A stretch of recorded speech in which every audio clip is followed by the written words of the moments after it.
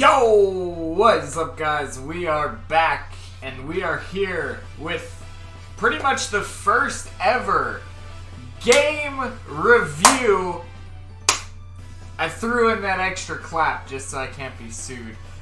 Anyway, what's up? What's up? How's everybody doing? Okay, we're doing our first ever game review. I don't know if we're gonna be doing multiples of these. I did a video a little while back.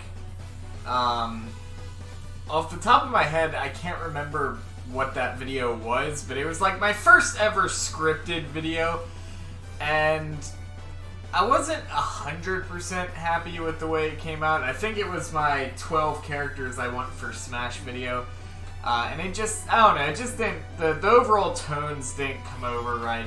So for this, there's no script. No script. I have some general talking points I'm going to be going over. So we're going to hop right in. I'll try to keep things as short and concise as possible. I have a tendency to ramble on a bit. But I will try to keep things as short and concise as I possibly can. Now, a lot of people have been asking me through my live streams of Pokemon Sword what I think about the game. You know, if I had to give it a scale between 1 and 10, what do I think about the game? And at that time, I did not know what to say about the game. However, I now have roughly 30 hours of gameplay under my belt. I feel like that is a fair amount of time to have on a game to give an overall opinion. And I will be judging the game based on categories.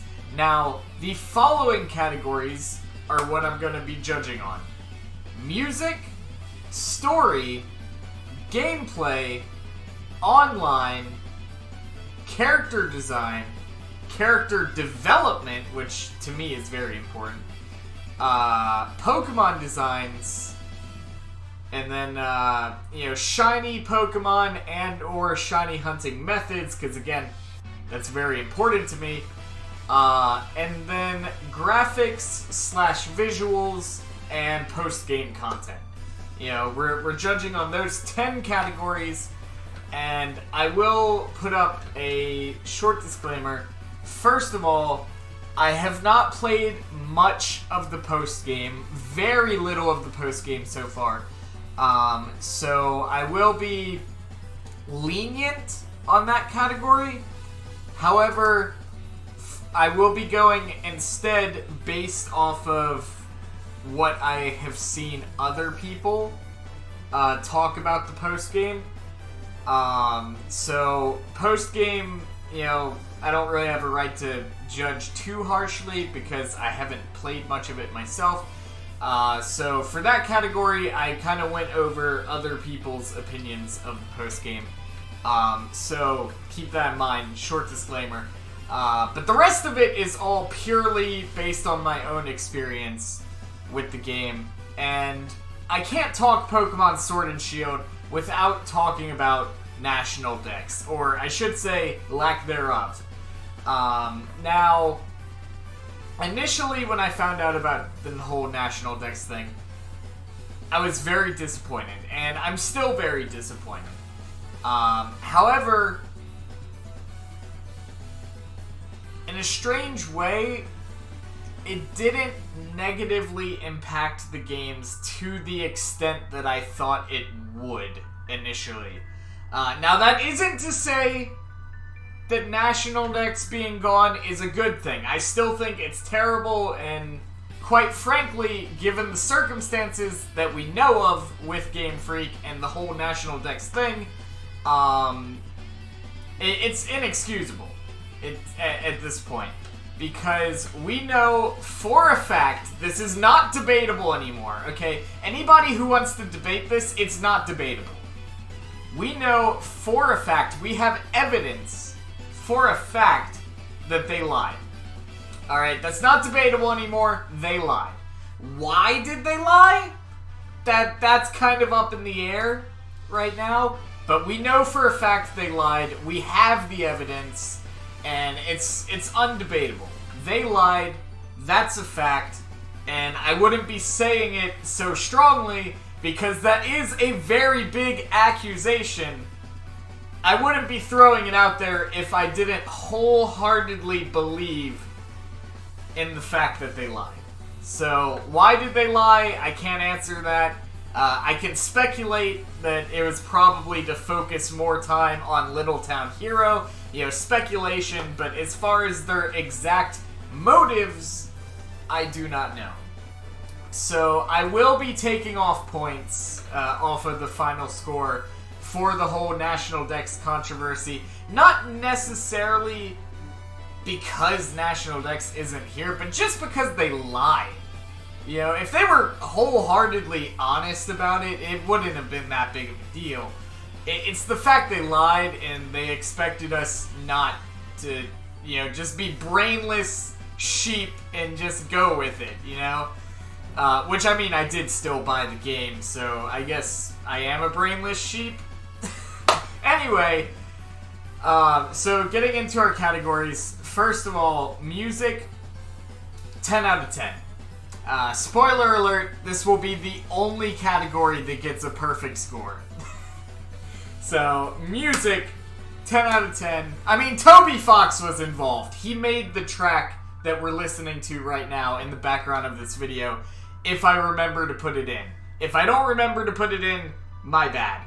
But, Toby Fox was involved with the music on this game, and he only made one track for the game, as far as I'm aware, at the given time. But the music as a whole, while I was playing through the game, every single music track was absolutely fire. I mean, a lot of the time, if you saw my playthrough of the game, you'll notice a lot of the time I stopped to just talk about the music in the game. Like, they had some really funky bass lines in some of those songs that was just, it made my heart burn. That's a good thing. It made my heart burn with passion. But yeah, so the music, 10 out of 10, only category that gets a perfect score. Spoiler alert, that's the only thing about this game that gets a perfect score as far as I'm concerned.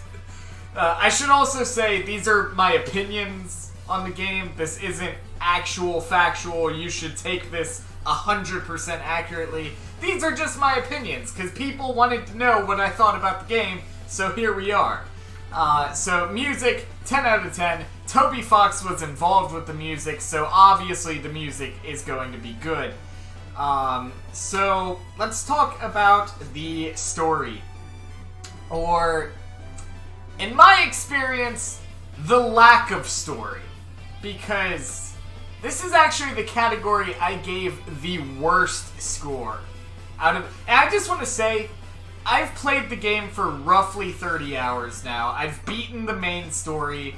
I've shiny hunted a little bit. I got a lot of gameplay under my belt. And, the story is it's just not there. It really isn't. There's story elements, but there's so many times in the story. I should also say, we're going to be talking about the story quite a bit, so spoilers. If you don't want to be spoiled of anything, leave now, because we will be talking about some stuff. The story just isn't there. There's a lot of times throughout the story where something is going on. Like, you hear things that are going on, and then your natural instinct was like, okay, let's go check out what was going on. And then Leon shows up and is just kind of like, no, this is champion business, I'll take care of it, you focus on fighting the 8 gyms. And that happens multiple times throughout the story. And it really feels like a lot of the story stuff is happening off screen. Like, we're just kind of cast to the side. Like, every time I felt like something big was going to happen with the story, the game just kind of pushes you aside and be like, no, bad trainer, go fight the 8 gyms. That's what you're supposed to be doing. And that sucks! It's the first Pokemon game that really felt like you were not a part of the story. And then it gets worse from there. It really does. Because further down the line, when, you know, you're getting close to the end of the game and they actually have to start putting in a story, it felt so shoehorned in. Because you have characters like Chairman Rose that are just like, you know, he seemed like a great guy throughout the entire thing. And then, spoiler alert, he's evil, because he has to be. And his motivations are just dumb. Like, it's honestly the worst Pokemon bad guy I've ever seen. Because his motivations are, I need to ensure my region has power 1,000 years from now. That's his motivation. And so, in doing so, he's like, you know what? Let's just conjure up this ancient, godlike creature that I know nothing about, that I possibly can't lose control of. And then, oopsie poopsie, he got out, and now that's a problem that you have to deal with. You know, it's very cliche, and like I said, his motivation is powering his region, supplying them with electricity. That is his fucking motivation. It's so dumb. It's so dumb. Fucking solar panels, okay? Wind turbines, okay? There are a lot of ways to go about that do not require reviving an ancient godlike creature that's gonna fucking destroy everything. Alright, it's just dumb. The whole thing is dumb. And it's because, it's not even the fact that it's dumb, which it is. It's the fact that the pacing was just so like, here you are fighting the 8 gyms, everything's normal, and holy shit, things are evil, and then okay, back to doing normal stuff. It just felt so unnatural, and it didn't feel like it was well thought out. It felt like it was rushed. It felt like they made like 90% of the game, and then they were like, oh shit, guys, we forgot to make a bad guy. Boop! Here's your bad guy. Okay, there we go, game's done. It felt so damn rushed. And, you know, it's just, the story elements just weren't there. It really wasn't. So story gets a 1 out of 10. Because it's practically non-existent. And that might be harsh, but if you've played through the game, you hopefully know what I'm talking about. Also, there were parts in the story, and, you know, I'll let this slide just because it might just be in the English version. I don't know for a fact if this made it into every version of the game. But there's parts in the English version towards, like, the late game where they straight up make, like, incorrect statements in the dialogue. There's a part where they refer to a Gigantamax Pokemon as a Dynamax Pokemon. That was during the Nessa fight after you beat her with her Gigantamax Dreadnought. Later in the game, not when you first fight her, but later in the game. They referred to it as a Dynamax after beating her, even though it was a Gigantamax. And she referenced it as a Gigantamax during the battle, so, you know, that was a mistake that somehow made it through translation. And then there was also another part when you're talking to Chairman Rose, and he's talking about, or Chairman Rose is talking to Leon about his evil plan, and they refer to a millennium as 1,000 years. Which is just straight not true. A millennium is significantly larger than 1,000 years. So, you know, they made some mistakes there, but I'll let that slide. You know, I've already given it a 1 out of 10 for story, so I can't really give it much worse than that. So, moving on to the next category, gameplay. Other than music, which again got a perfect score, this will be a really high score here, actually. The gameplay was good. If you like Pokemon, guess what? It was Pokemon, just with less Pokemon. But it's still Pokemon. Dynamaxing added a unique, dynamic to battles, which is different from Mega Evolution because it only lasts 3 turns, and it was kind of this unique combination of Mega Evolution and Z moves, and they just kind of mashed it all together, and it's kind of silly at first, because you just see these giant Pokemon, and it's a little silly at first. But it works. I don't know how it works, but it works. So if it works, and it does. And keep in mind, I don't play competitive, so if you want a competitive review of the whole thing, wrong channel. I don't play competitive Pokemon. But for me, personally, in my experience, it added a unique dynamic to battle. And then we have things like raid battles and all this multiplayer stuff. And, when it works, which we'll be talking about in the next category, it's nice. But when it doesn't work, it's eh. So, gameplay, I give a 7 out of 10. I feel like that's fair. Again, these are just my opinions, so take them with a grain of salt. You don't have to take anything I'm saying seriously if you don't want to. You're the one who's watching the video, so yeah. Anyway, so gameplay, 7 out of 10. I think it was pretty good. Online features.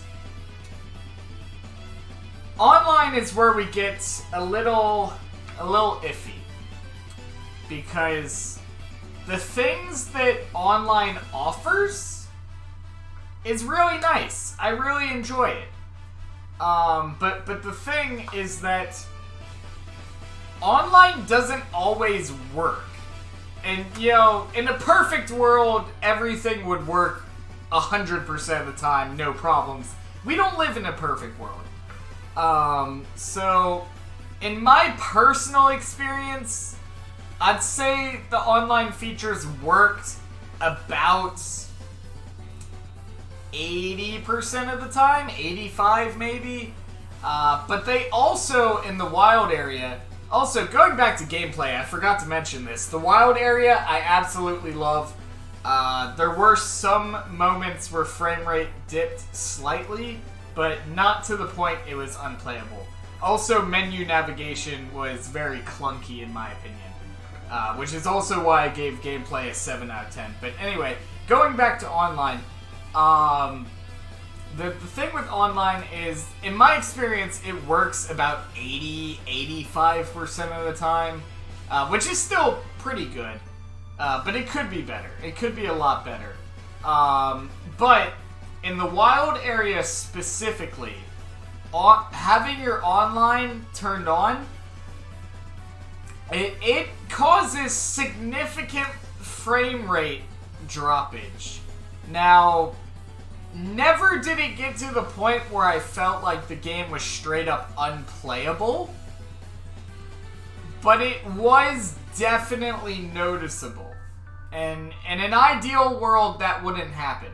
So, I mark off a little bit of points for that, and a little bit of points for the fact that the online features don't work a significantly higher percentage of the time. Like, in an ideal world, they would work like 99% of the time, right? But in my experience, it's closer to about 80% of the time. Couple that with menu navigation, again, being a little bit clunky in my opinion. Overall, also the lack of a GTS, which, I can kind of understand where they're coming from, but yeah, the fact we don't have GTS anymore makes trading for a specific Pokemon significantly harder. Especially when you're looking for, like, a regional Ditto. Which, by the way, if you're looking for a regional Ditto, use link code 4448. Use that link code, because about 50% of the time, it's somebody looking for a Ditto. So if you have a US Ditto and you're looking for a Ditto that isn't US, 4448. That's where I got my Spanish Ditto that we will be using for lots of shiny hunts in the future. So, best of luck. But overall, online, 6 out of 10, I would say. Character design. Character design. Here we go. Character design, I absolutely loved. Actually, I loved the character design so much in this game. I gave it a 9 out of 10. Like, the character designs, other than Hop, which for me really just felt like a stand-in for Hal from Gen 7, even to the point to where they reused Hal's animations for him for a lot of the stuff that he does. Character design, I gave it 9 out of 10. I thought the character designs in this generation were nice. Each character really felt, you know, a lot of the characters, not every single character, but a lot of the main characters felt expressive. You know, you could look at them and kind of see what they were about, you know. And you know, the character designs, they were just good. They were good character designs, you know. If you had me sit down with a pen and a piece of paper, it was like, design, let's say 12 Pokemon characters, right? Which there are more character models than 12, but I'd say for the main characters, there's about 12 to 15, roughly. So, if you were to tell me to design that many Pokemon characters, I feel like maybe 1 or 2 of them might be good designs, and the rest of them would be kind of shit. Also, we get our first ever Dark-type gym. So, character designs, fantastic. Hal and Bede, or Hop, sorry, see, I got them mixed up, because they're basically the same character. Hop and Bede were the only, like, main characters that I did not like. And I made that very clear in my playthrough. So, that being said, you know, they're alright. They're alright. Now we move on to character development, which would have scored much higher if it wasn't for Hop. Because Hop virtually has no character development at all. He's a useless pushover at the beginning of the game. He's a useless pushover at the end of the game. However, this category still scored fairly high, and that's purely because of Sonia and Bede, because they show the most character development of any character in any Pokemon game ever, in my opinion. You know, opinion being a key word there. Because Sonia, you actually get to see start off as the professor's daughter to actually becoming the professor. Which is really cool. That's a really cool concept. I like that. And then Bede, you know, kind of this, you know, rebellious child, grandma, whatever the fuck he or she is, because, again, I have no clue what the fuck Bede is supposed to be. He looks 12, but he also looks 70. And he looks like a boy, but he also looks like a girl. So I have no clue what the fuck Bede is supposed to be. Which is why character design did not get a perfect score, because of Bede and Hop. But, you know, you see Bede start out as this rebellious, you know, trainer who ends up getting straight up removed from the gym challenge, and then becomes a gym leader, which is so fucking cool. I still hate him. He's a piece of shit. I don't like him. But that's really cool. That is really cool. So character development, 7 out of 10. Would have scored higher if it wasn't for Hop. Also, Chairman Rose had a lot to do with that low score as well, because his character development was basically da da da da da da da da, bad guy, da da da da da da da da. So, you know, he also had a role in that not getting a perfect score. So, moving on to Pokemon designs, and this was very hard for me to judge. It really was. I took a long time going through my opinions of these games, going through each one of these categories, and making sure that I honestly gave the best possible score for these categories that I felt the games deserved. So I actually spent about 3 hours just collecting my thoughts and writing up these general talking points for each category. And Pokemon designs, I can say that most of them are good. Most of them are good.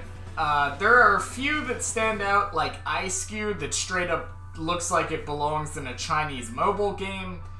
But most of them are good. So, 8 out of 10, pretty good. Could have been better. There were a few Pokemon like Ice-Cube and a few others that kind of held that category back. But 8 out of 10, pretty decent. Next we're going into shiny Pokemon. Now, shinies are very important to me. I'm a shiny hunter, after all. And most of the shinies in this generation are pretty good. There are a few that stand out that could have been better. I feel like most of the starters, the shinies just seemed really lazy. Aside from Sobble. Sobble's evolution line got really decent shinies. But Grookey and Scorbunny, their shinies were trash. They're bad. You know, so as far as shiny Pokemon designs, I'd say about 65 to 70% of them are pretty good. As far as shiny hunting methods, significantly harder than Pokemon Let's Go Pikachu, Let's Go Eevee, which I completely expected it to be. I did not go into this game thinking it was going to be easy to shiny hunt, because it never is easy to shiny hunt. That's why not everybody does it. And that's what makes shinies so valuable. So overall, shiny Pokemon, 7 out of 10. Could have scored higher if the starters and a few other Pokemon had a little bit better shinies, but 7 out of 10. Graphics / visuals. There are some areas of the game, and again, I was very divided on this, because there are some areas of the game that have great visuals, that look absolutely fantastic. I can't remember the name of it, but the town just outside of the town where you fight the Fairy-type gym leader. I forget the name of it at this time, but that place looked fantastic. And then you have places with the wild area where you have these very low textures, and you have weird things going on, and you have places like the desert area where you walk on the ladder and everything stops. Like, time just does not exist when you're on a ladder, which really throws you out of the immersion of the game. There are many times throughout the playthrough where you're straight up just thrown out of the immersion by weird, anomalies like that. The Onyx in Motorstoke, I believe it's called, it comes to mind. He just kind of pops in and out of reality at will. There was actually a time off camera where I got my character stuck inside of a tree. I don't know how that happened, but I actually ended up having to reset the game back to the previous save point, because I just straight up got stuck and I couldn't figure out how to get out. I'll try to replicate that on camera during our next stream if possible, but I don't know if I'll be able to. But yeah, so I don't know, there's a lot of... I was very divided on this, because there's sections of the game that look so good, and then sections that look like they could have run on like a PS2. Let me restart our little music. There we go. Spoiler alert, I did not actually edit in the music. It's just playing in the background. The immersion has been broken, which is kind of ironic, because I was just talking about immersion being broken. So, graphics, visuals, very divided on the overall game, so I gave it a 4 out of 10. I feel like that was fair. They definitely could have done better. There were people who have modded the game to actually make it look more visually appealing. And it's a Pokemon game. Pokemon hasn't been known for their visuals. They've always been kind of behind the curve when it came to visuals. But for being on the Switch, they could have done a lot more. And if you look at Let's Go Pikachu, Let's Go Eevee, which was also on the Switch and came out before Sword and Shield, the visuals in that game are so much better. They really are. And in certain areas, you know, asterisk, in certain areas. I'm mainly talking about the wild area here. But, you know, anyway, that being said, moving on to post-game, which is the only category I don't feel 100% confident in talking about, just because I have played very little of the post-game. But for this category, I went over the general consensus of the Pokemon community. And the general consensus is the post-game is very bare bones. And for that, I gave it a 3 out of 10. But I might change that score depending on how I feel about it after I play the post-game a bit further myself. So after going over all of these categories, and taking into consideration that I will be removing points for the National Dex scandal, I give Pokemon Sword and Shield an overall score of 5.2 out of 10. It's not bad, it's not fantastic, it's just kind of meh. So 5.2 out of 10, those are my opinions. And yeah. Hopefully you guys enjoyed this video. It went significantly longer than I would have liked. But there we go. People were asking about my opinions on the games. Those are my opinions. And that's about it. So, thank all you guys for watching. Don't forget to hit that subscribe button and become on the ground babies. I'll see all you guys next time. Goodbye, guys.